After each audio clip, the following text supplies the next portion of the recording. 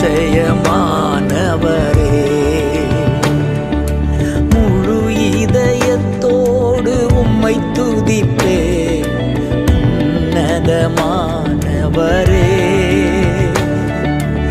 அதிசயங்கள் எல்லாம் எடுத்துரைப்பேன் அதிசயமானவரே.